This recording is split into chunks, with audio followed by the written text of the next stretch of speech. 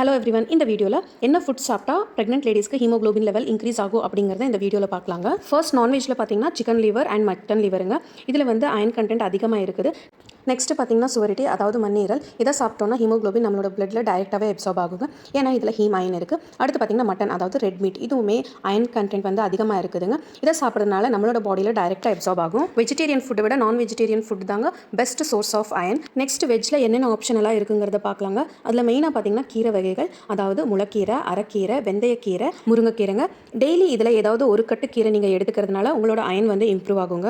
அடுத்து பார்த்தீங்கன்னா நட்ஸு, ஒரு கப் அளவுக்கு முந்திரி, பாதாம், பிஸ்தா, வால்நட், இதை எல்லாத்தையும் மிக்ஸ் பண்ணி வச்சுக்கோங்க. வீக்லி 2-3 டைம் எடுத்துக்கலாங்க. அயன் கண்டென்ட் இன்க்ரீஸ் ஆகும். அடுத்து பருப்பு வகைகளில் பார்த்தீங்கன்னா கருப்பு உளுந்து, கிட்னி பீன்ஸ், காராமணி, முளைக்கட்டிய பயிர்கள், இது எல்லாத்தையும் நீங்கள் எடுத்துக்கலாங்க. அடுத்தது பார்த்தீங்கன்னா மஷ்ரூம், பூசணி விதை, சியா சீட்ஸ், ஃப்ளேக் சீட்ஸ், இது எல்லாத்துலேயும் அயன் கண்டென்ட் அதிகமாக இருக்குதுங்க. ஃபைனலி பார்த்தீங்கன்னா புதினா, கொத்தமல்லி, இதை நீங்கள் உங்களோட ஃபுட்டில் மேலே தூவி சாப்பிடலாங்க.